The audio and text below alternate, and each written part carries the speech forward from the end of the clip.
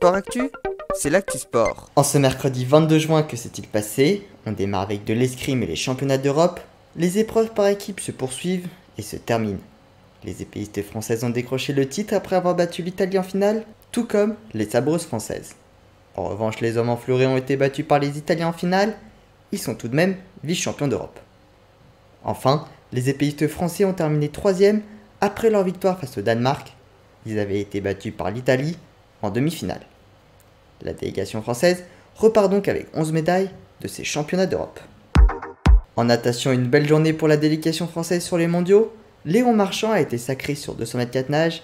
C'est sa 3e médaille sur ces mondiaux.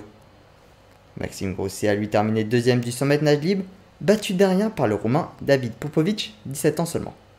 Enfin, Analia Pigré a décroché le bronze sur 50 mètres d'eau.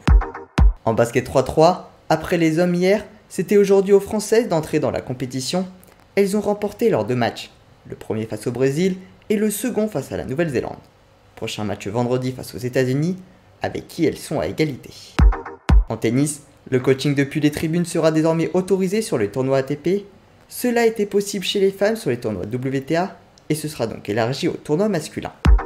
Autre actualité tennis, le tournoi WTA de Bad-Hombourg, Alizé Cornet s'est qualifiée pour les quarts de finale après avoir éliminé l'Allemande Tatiana Maria.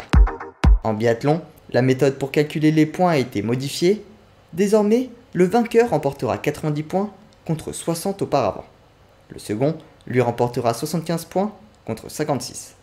L'écart entre le premier et le second sera donc plus important. De plus, les résultats des championnats du monde ne seront pas comptabilisés dans le classement de la Coupe du Monde et les 2 moins bons résultats auparavant retranchés seront désormais pris en compte.